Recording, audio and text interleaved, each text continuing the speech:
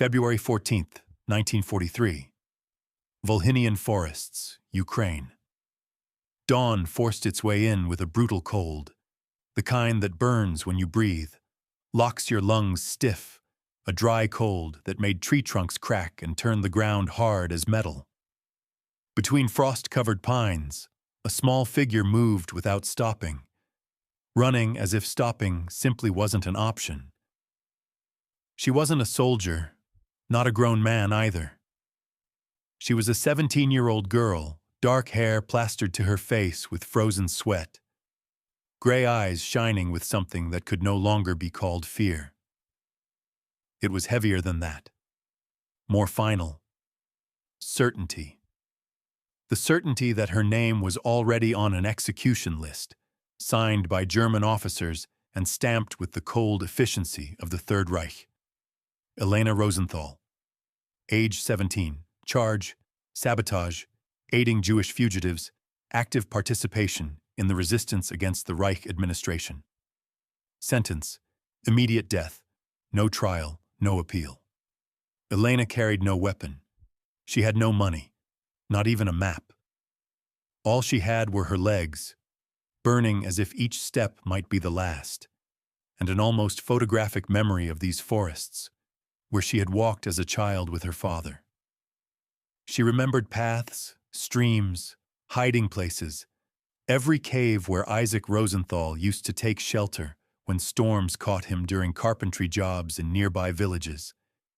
Now those memories were her only advantage. Behind her, German voices closed in, sharp and mechanical. Orders snapped cleanly, dogs barking. Schneller. Sie sind nicht weit. They weren't far.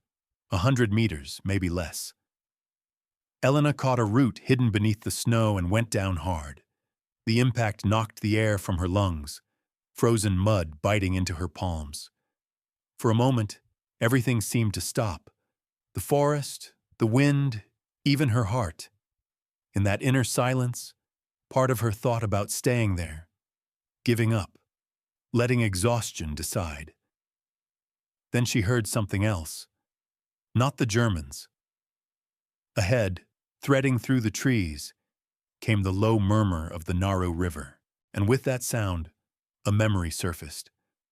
Her father crossing it through an underground tunnel, saying almost jokingly, "Elena, this path is our secret.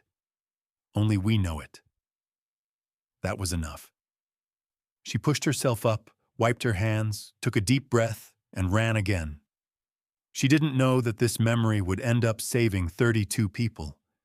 She didn't know that in the weeks ahead, that forgotten tunnel would decide the difference between life and death for an entire partisan detachment. She only knew that if she kept moving, she might reach sunrise, and maybe find someone who wouldn't hand her over to the Germans. She reached a clearing just as the sun began to break the horizon, and what she saw stopped her cold. Armed men, at least 20. Dirty, exhausted, wearing improvised uniforms, faces etched by weeks of fighting.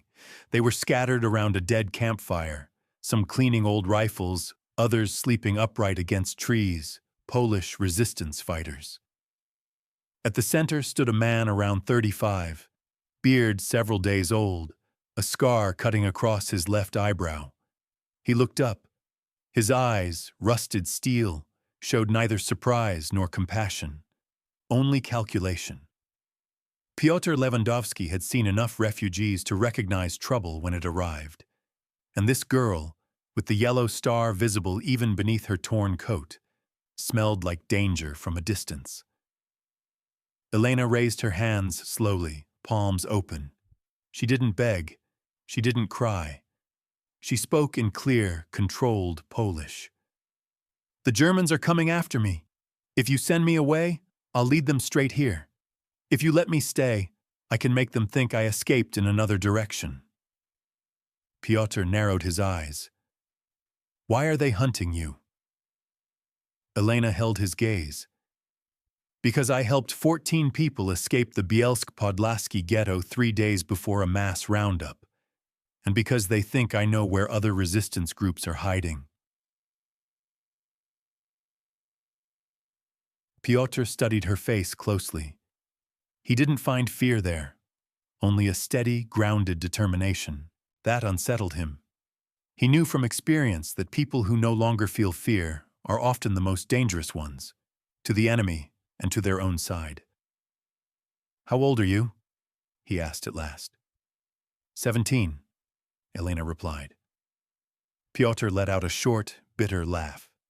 17. "And you're on an execution list?" Elena didn't answer. She simply held his gaze, unblinking. In that tight silence, Piotr recognized something he knew all too well. The eyes of someone who has nothing left to lose. The same look that, weeks later, would end up saving everyone there. Though that morning, no one could possibly imagine it. What the Germans didn't understand, and what even the partisans themselves would take time to realize, was that Elena Rosenthal wasn't just another Jewish refugee running from death. She was the last living person who knew the secret tunnels beneath the narrow river. And in the days that followed, that knowledge would be worth more than any weapon, more than any map, more than any military plan. If this story truly reached you, support it with a simple gesture and share it so it can reach more people. And tell me what city and country you're listening from. I want to know from where you're standing alongside these invisible heroes. To understand what was really at stake that February dawn in 1943, you have to go back 3.5 years, to September 1939, when German panzer divisions crossed the Polish border and the world changed in a matter of days. Poland, trapped between the Wehrmacht to the west and the Soviet Red Army to the east, collapsed in less than a month. But what followed was worse than the invasion itself. The occupation, and with it, the most efficient machinery of extermination humanity had ever built. By 1943, the Holocaust was no longer a military secret. It was daily reality. Ghettos were being emptied systematically. Extermination camps ran with industrial precision. And in the rural regions of eastern Poland, where Jewish communities had lived for centuries, only ruins and mass graves remained. The Nazis left nothing to chance. Every operation had a code name. Every execution had a file. Every victim became a number. Terror wasn't chaotic. It was methodical. And yet, inside that bureaucratic hell, something unexpected began to grow. Resistance. Partisans. Men and women who decided that if they were going to die, they would die fighting. They weren't formal armies. They were small, scattered, poorly armed units operating from forests, ambushing German convoys, sabotaging rail lines, helping the hunted escape. And that stirred a special kind of hatred among the Germans, because every act of resistance cracked the image of their invincibility. Oberfeldwebel Konrad Kretschmer was one of the men tasked with crushing that resistance. A non-commissioned officer in the Wehrmacht, specializing in anti-partisan operations, he wasn't the type who shouted slogans or raged with ideology. He was something far more dangerous. A professional. 38 years old. Veteran of the French campaign and the early stages of the Soviet invasion. He didn't drink. He didn't lose control. He didn't torture for pleasure. He simply carried out orders with the precision of a watchmaker. That was why, when Elena Rosenthal's file crossed his desk, he didn't dismiss it as just another case. He read it carefully. Elena wasn't an ordinary victim. She was an active threat. The report was clear. She had facilitated the escape of 14 people from the Bielsk-Podlaski ghetto days before a massive roundup. That couldn't be coincidence. It meant inside information. Either someone within the German administration was leaking data, or worse, Elena was part of a larger partisan intelligence network. For Kretschmer, capturing her wasn't just about following orders. It was about dismantling a node of resistance before it could grow. Operating alongside him was Wilhelm Gruber, a 23-year-old soldier with the face of a boy and the soul of an executioner, raised in a small Bavarian town, the son of a butcher. He had enlisted in 1940 because the war sounded like adventure, something big, thrilling, almost heroic. What he discovered instead was that killing gave him an uneasy sense of satisfaction, one he would never admit out loud. Still, the signs were there. His eyes took on a particular glint whenever someone helpless stood in front of him. Kretschmer knew it, and he used it. In a war of extermination, men like Gruber were effective tools, repulsive, yes, but useful all the same. Both of them were convinced Elena had fled north. They were just as certain that hunger, cold, or despair would eventually deliver her into their hands. What they didn't know was that the girl had just reached the only place where her death was no longer inevitable. And what neither of them could imagine was that, within weeks, Elena Rosenthal would become the reason an entire partisan battalion survived the most brutal encirclement of the war. Elena Rosenthal was born on May 3, 1925, in a small village near Violist, in a wooden house with a straw roof and windows that never quite managed to keep the cold out. Her father, Isaac, was a carpenter. He built simple but durable furniture, tables meant to last for generations, chairs sturdy enough to hold the weight of entire families. Her mother, Esther, worked as a seamstress, mending other people's clothes to earn just enough to buy bread and potatoes. They weren't rich, but they didn't know hunger either. They lived quietly, with a steady faith and no fanaticism, raising their two daughters by one non-negotiable rule. Dignity is never for sale. Not for money, not for fear, not for convenience. Elena, the older one, inherited her mother's dark hair and her father's gray eyes that always seemed to notice something beyond the obvious.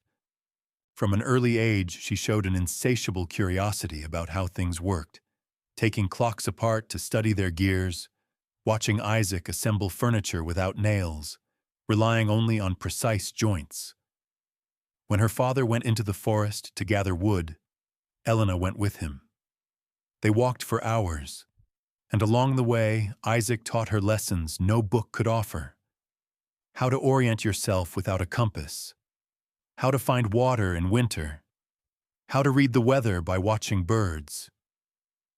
The forest isn't dangerous if you know it, he used to tell her. It's only dangerous to those who don't understand it.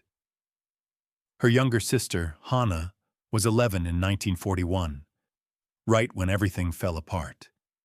She was a cheerful child, quick to laugh, who spent her afternoons playing with a rag doll Esther had sewn from scraps. Elena took care of her like a second mother. She taught her to read, told her stories before bed, defended her from older children who mocked her stutter. They were inseparable, until they weren't. On the night of October 12, 1941, the Germans carried out a raid on the village without warning or explanation. Trucks arrived, the center of town was surrounded, and people were dragged from their homes one by one. Elena was in the forest with her father, gathering firewood. By the time they returned, it was already too late. The house was empty. Blankets tossed aside. The door left wide open.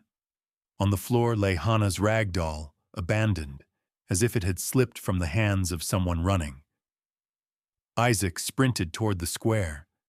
Elena followed. What they saw there marked them forever. 132 people were lined up against the church wall. Men, women, children. Among them were Esther and Hannah. There was no trial, no accusation. Just a German officer reading names from a list with the detachment of someone checking inventory, followed by a short command. The soldiers fired. 4 minutes later, the square was silent, 132 bodies lay on the ground, including a 42-year-old woman who had never raised her voice, and an 11-year-old girl still holding her mother's hand. Elena was 15. Her father was 52. And that night, both of them understood three truths with brutal clarity. The first was this: there was no safe place left. The second truth was that no law existed that could protect them. The third, perhaps the hardest, was that God, if he truly existed, had chosen not to intervene. Isaac dropped to his knees in front of the bodies. He didn't cry. He didn't scream. He simply stayed there, motionless, as if his soul had stepped out of him and couldn't find its way back. Elena grabbed his arm. "Papa, we have to go. If they see us here, they'll kill us too." Isaac didn't answer. He let his daughter pull him back into the forest.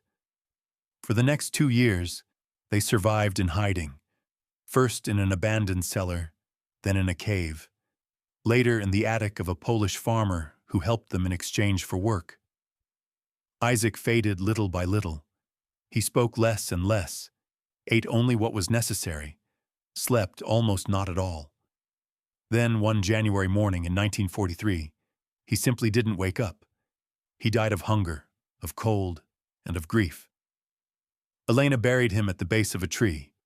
No headstone, no ceremony, just a stone to mark the place. She was alone, 17 years old, with no clear reason to stay alive, except for a different kind of anger. Not blind rage, but something colder, focused, directed, at the men who had murdered her mother and sister, at a world that allowed it, and above all, at herself, for not being there, for not doing something, anything, even dying with them. That anger pushed her to do what most people never would. She began helping others escape, not out of bravery, but because she had nothing left to lose. She used everything her father had taught her. She guided entire families along clandestine routes, showed them how to move without being seen, how to avoid German patrols, how to cross frozen rivers without leaving a trace. And whenever someone asked her why she did it, she always gave the same answer: because someone had to. On February 11th, 1943, she helped 14 people flee the Bielsk-Podlaski ghetto.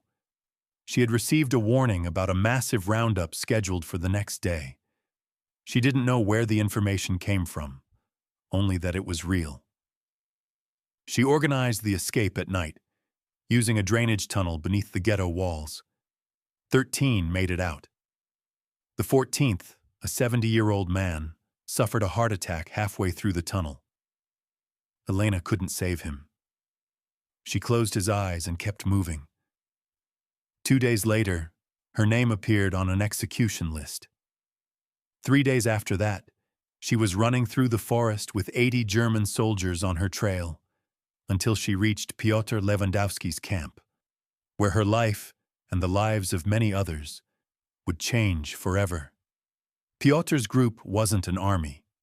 They had no uniforms, no insignia, no backing from any government in exile.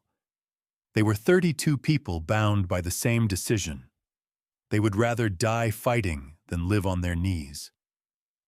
There were Polish soldiers who had escaped prisoner of war camps, farmers whose villages had been burned to the ground, university students who had traded books for weapons, and a 21-year-old woman everyone called Soya.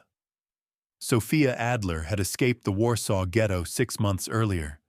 She was a nurse and had worked in a Jewish hospital until the Germans shut it down. When the mass deportations began, she decided she would not get on any train. She hid in the sewers for 3 weeks, eating rats and drinking rainwater. When she finally emerged, she weighed 40 kilos, had a fever, but she was alive. And she decided that if she was going to live, she would be useful. She didn't know how to shoot, but she knew how to heal. And in a group where bullets were scarce and wounds were many, that made her indispensable. Soya was the first to approach Elena that dawn. Pyotr was still deciding whether to let her stay, but Soya had already made up her mind. She knelt in front of the girl, examined her injured hands, and began cleaning them with icy water. "This is going to hurt," she said. Elena didn't complain. She just watched as Soya worked with quiet efficiency, bandaging the cuts with strips of torn cloth. "How long have you been running?" Soya asked. 2 years, Elena answered. Soya nodded slowly. "Then you know what it's like to live with fear." Elena met her eyes. "I don't have fear anymore. Fear is for people who still have something left to lose." Soya finished wrapping Elena's hands and sat down in front of her. She studied her a second longer than necessary, then spoke quietly. "That look is dangerous. I know it well. It's the look of someone who's already lost everything. People like that have no limits. They can save you or destroy you." Elena didn't answer. She didn't need to. They both knew exactly what Soya meant. Nearby stood Pyotr Lewandowski, one of the group's key men and their explosives specialist. He was 30 years old. Before the war, he had studied chemical engineering at the University of Krakow, knowledge he now used to blow up bridges, sabotage trains, and turn ordinary objects into deadly weapons. He was a quiet man, covered in scars, responsible for the destruction of 3 railway bridges, 2 German fuel depots, and an ammunition convoy bound for the Eastern Front. The Nazis were hunting him with the same obsession they had for Elena, except Pyotr knew how to defend himself, and she didn't.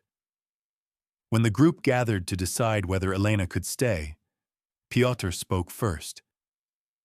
"She's too young. She has no training.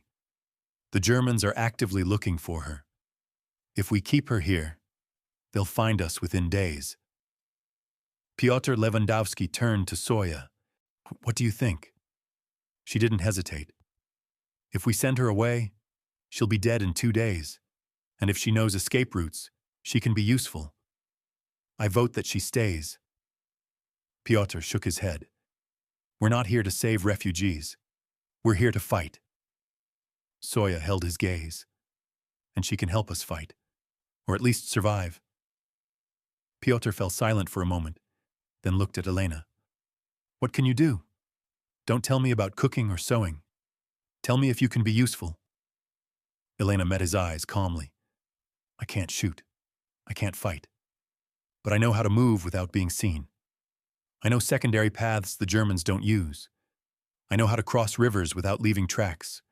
And I know tunnels no one else remembers." Pyotr frowned. "Tunnels?" Elena nodded. "Under the Narev River. My father used them to cross the valley without walking kilometers around it. They're hidden and forgotten, but they're still there." Pyotr looked at Soya, then at the others, and finally back at Elena. "You stay, on one condition.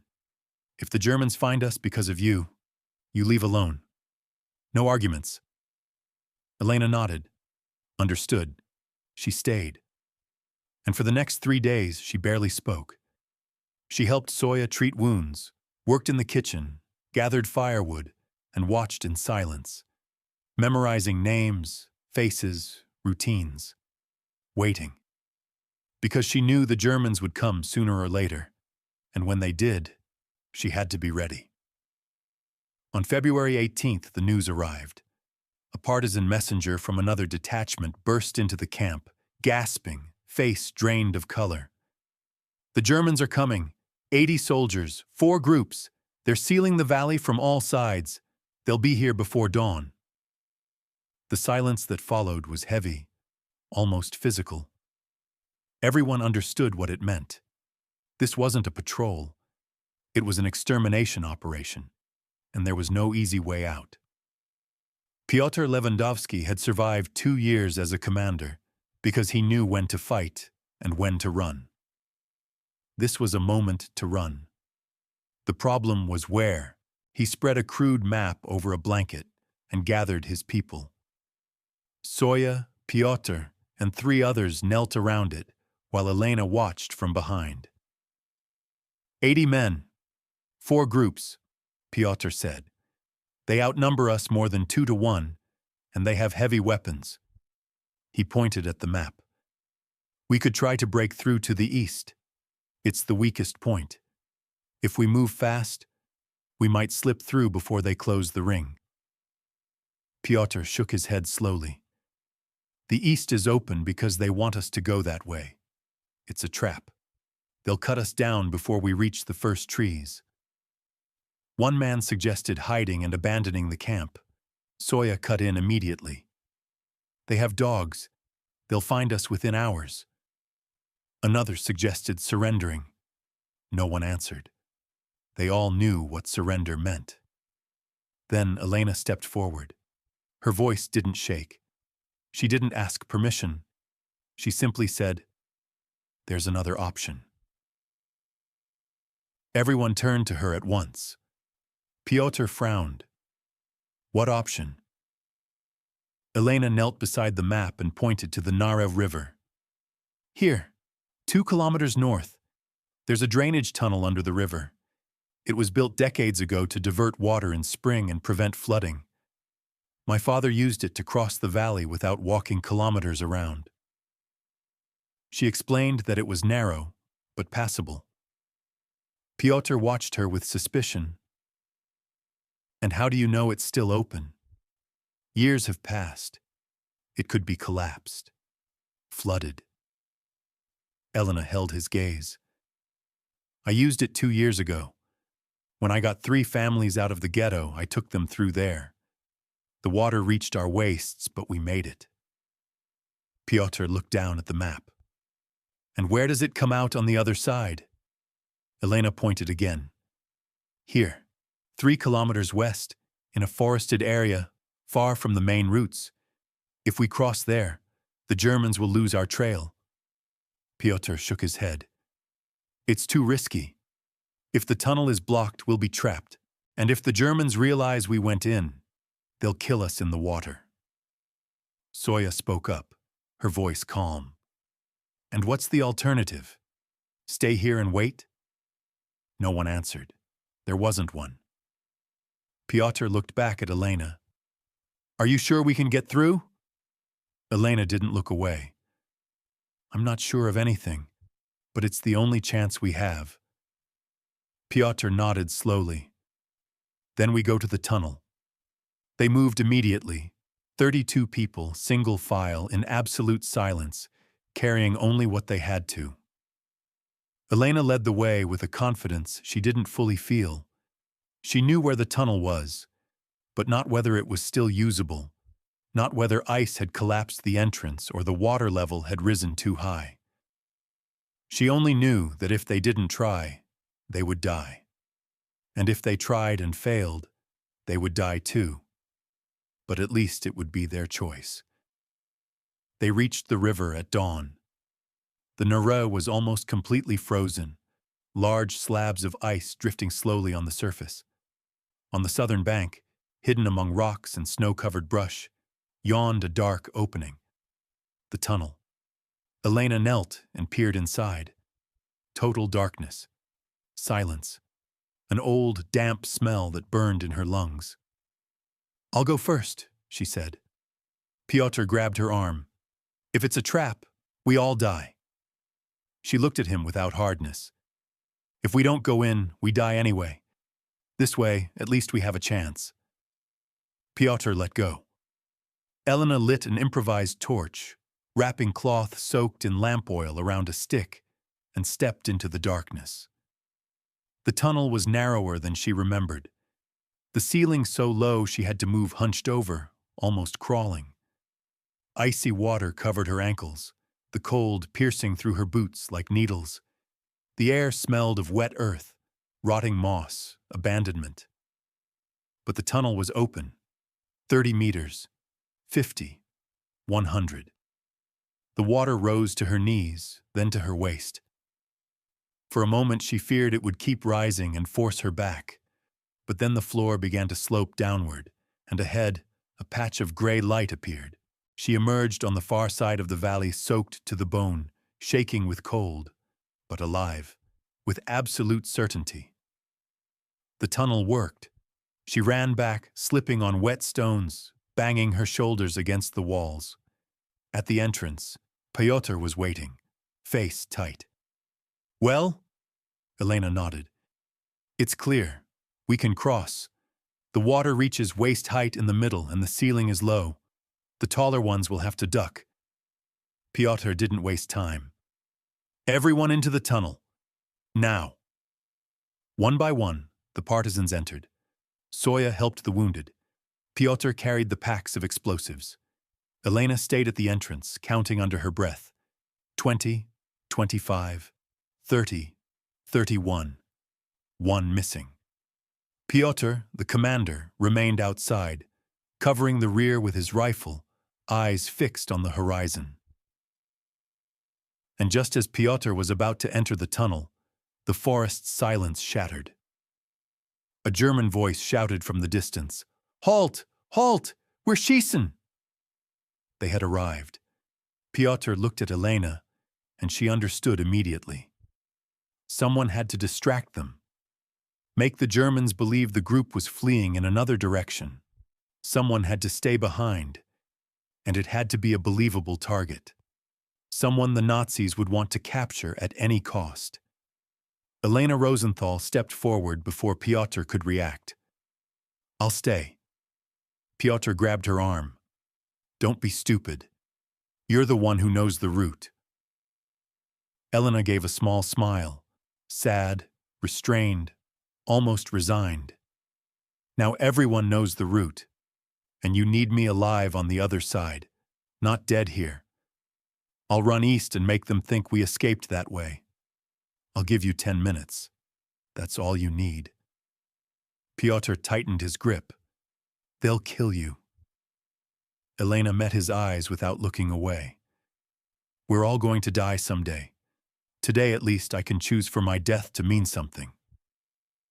Before Pyotr could say another word, she pulled free and ran into the trees. He watched her disappear, his chest tight, and for the first time in 2 years, he felt something he hadn't expected. Absolute respect. That 17-year-old girl had just done what many of his men would never have dared. Sacrifice herself for people she barely knew. Pyotr entered the tunnel and began crossing, but a clear promise formed in his mind. If Elena survived, if she managed to escape, he would come back for her, even if it meant facing an entire battalion. A debt like that isn't paid with words. It's paid with actions. Konrad Kretschmer was at the edge of the forest when he saw the small figure running between the trees. He recognized the torn coat, the yellow star sewn to the chest, and knew with certainty that it was her. Elena Rosenthal. The girl who had ruined his operation in Bielsk-Podlasky. The one who had slipped through his raids 3 times. The one who was now running as if she still had a chance. "There she is! It's the Jew!" Wilhelm Gruber shouted, smiling wide enough to show every tooth. Kretschmer raised his hand, stopping his men. "I want her alive. Alive, is that clear? No stupid shooting. I want to interrogate her." The soldiers nodded and surged forward in pursuit. Elena ran without looking back. She knew she couldn't beat them on speed. They were well-fed, rested, wearing military boots with strong lungs. She was malnourished, exhausted, her feet wrapped in rags inside broken shoes. But she had something they didn't. She knew the land. She knew where the ice was thinnest, which rocks betrayed you when stepped on, which paths looked safe and ended in natural traps. She crossed the frozen river at a stretch where water flowed beneath the surface, weakening the ice. The soldiers followed, and the ice gave way. 2 men plunged into the freezing water, screaming as the current dragged them under. The others stopped for a moment, hesitating. Elena gained 30 seconds. She climbed a steep slope using roots as steps. The soldiers tried to follow, but their boots slipped on wet stone and one of them tumbled back down. Elena gained another 20 seconds, but Gruber was faster and more obsessive than she had anticipated. While the others hesitated, he kept coming, eyes locked on her like a predator chasing wounded prey. When Elena tripped over a root hidden beneath the snow, Gruber was less than 10 meters away. When she tried to stand and her ankle gave out, he was 5 meters away. And when she finally dropped to her knees, out of strength, unable to run any farther, Gruber was on her.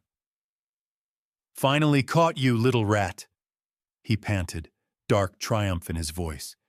He raised his rifle and aimed it straight at Elena's head. "Kretschmer wants you alive," he said, "but he didn't say in what condition. So I think I'll bring you back missing a leg, so you don't run again." Elena closed her eyes, not because she was afraid, but because she was exhausted.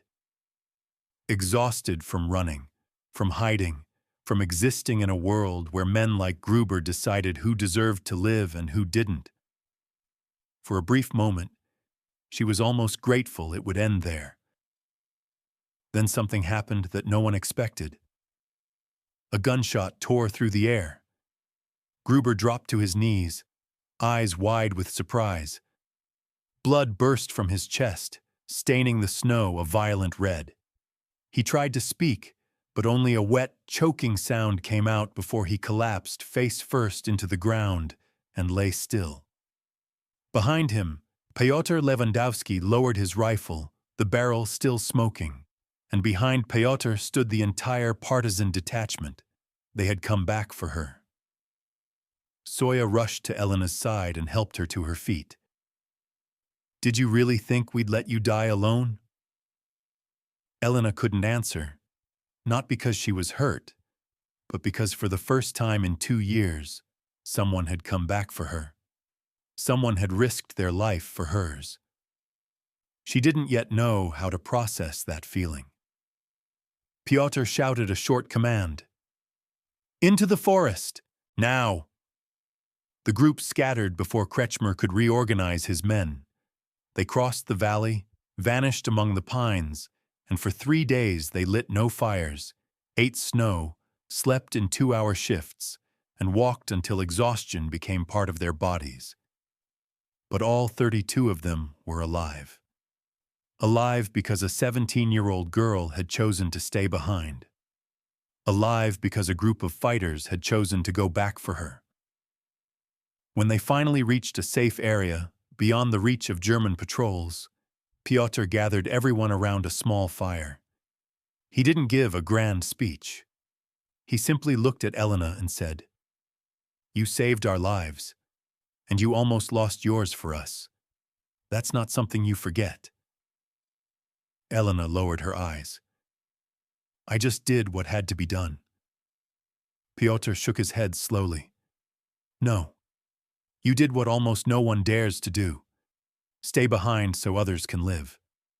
That's not duty. That's courage.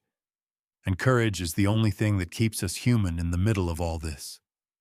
From that day on, Elena stopped being the inconvenient refugee.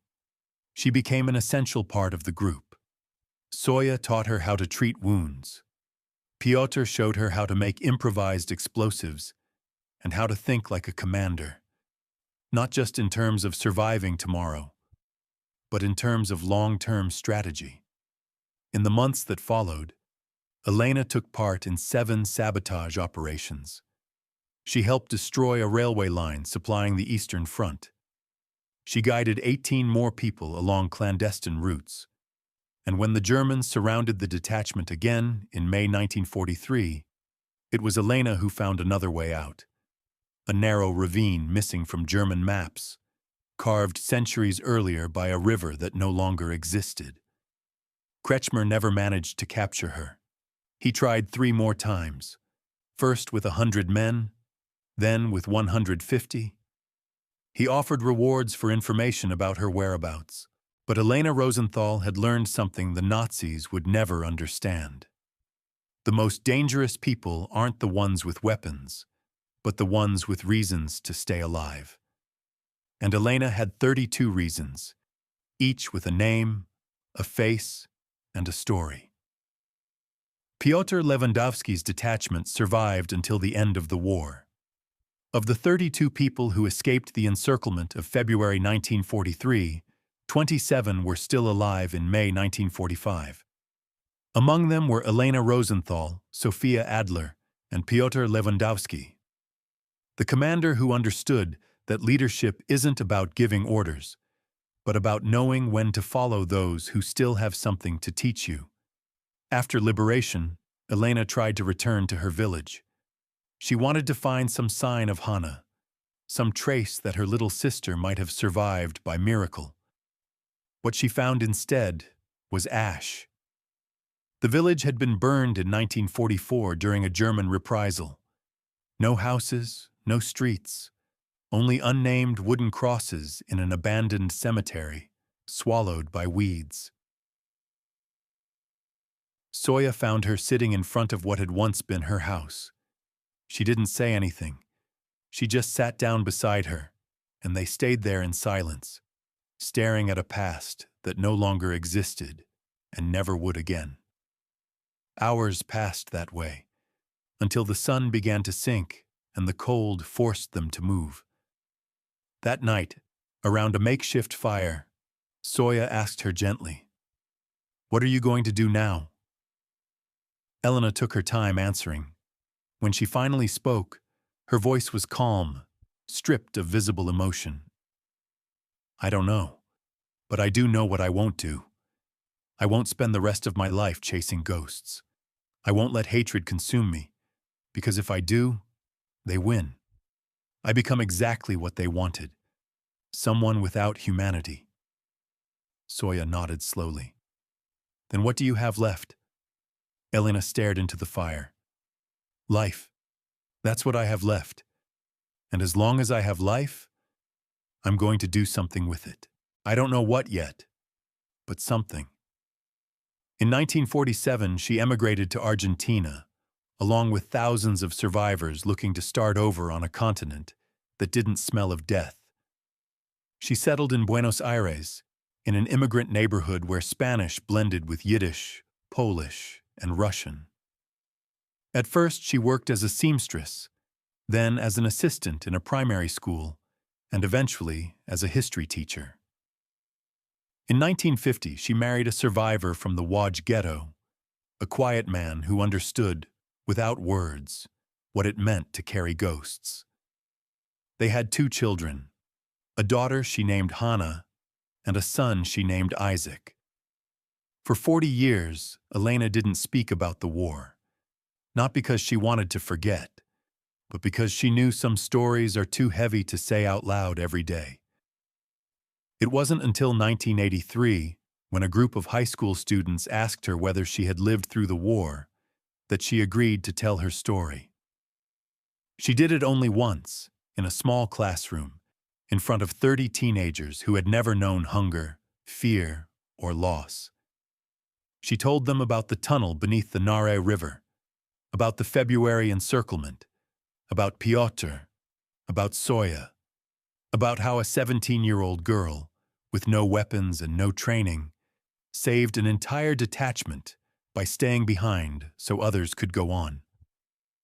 When she finished, one of the students raised his hand and asked whether she regretted staying behind that morning. Elena looked at him for a long time, then smiled faintly, a sad, lucid smile. "No," she said, "because if I hadn't, I wouldn't be here to tell you this. And 32 people wouldn't have lived to have children, grandchildren, and great-grandchildren. Sometimes regret isn't about what you did. It's about what you didn't do when you had the chance." She died in 1998 at the age of 73 of natural causes. Her funeral was small, intimate. No speeches, no honors. Among those present were 3 people who had traveled from Poland just to say goodbye. The children of Piotr Lewandowski, who had died in 1989, the granddaughter of Sophia Adler, who passed away in 1995, and an 80-year-old man walking with a cane, carrying a faded photograph in the pocket of his coat. It was Piotr Lewandowski, the explosives specialist, the man who had voted to send her away from the camp in 1943, the same man whose life Elena had saved that February. He approached the coffin with tears in his eyes, took the photograph from his pocket, and placed it on the polished wooden lid.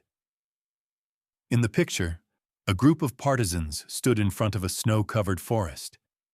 32 people, faces worn but alive. And in the center, with gray eyes and the faintest hint of a smile, stood Elena Rosenthal, 17 years old, just after saving them all. On the back of the photograph, written in ink now nearly faded, was a single sentence. Courage is not measured in gunfire, but in what you are willing to lose for others. Piotr stood there for a long time. Then he whispered something no one else heard, but if you had been close enough, you would have heard it clearly. Thank you, Elena. Thank you for showing us that being human isn't just about surviving, but about choosing why you survive. Elena Rosenthal never received medals. She has no statues. She doesn't appear in official history books. Her name isn't carved into bronze plaques or marble memorials. But somewhere in Buenos Aires, in a small primary school in the Flores neighborhood, there is a modest plaque that reads, "In memory of Elena Rosenthal, teacher, who taught with words and saved with actions."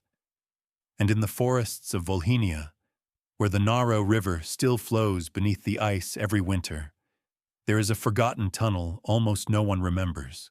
It lies hidden among rocks and overgrown brush, dark, damp, narrow, still there like a silent scar in the earth, a mute witness to what happened one February dawn in 1943. Tourists never find it. Maps don't mark it. Guides don't mention it. But if someone knew where to look, if they knelt among the stones and pushed the vegetation aside, they would see the entrance. And if they dared to turn on a flashlight and step into the darkness, they would walk the same passage 32 people crossed that night. The same path that saved their lives. The same path a 17-year-old girl showed them, knowing she would have to stay behind. And in that underground silence, between ancient stone walls and freezing water, it still feels as if something lingers. The echo of hurried footsteps, of ragged breaths, of people running toward life while a teenager ran toward death to buy them time. Elena Rosenthal was not a textbook hero.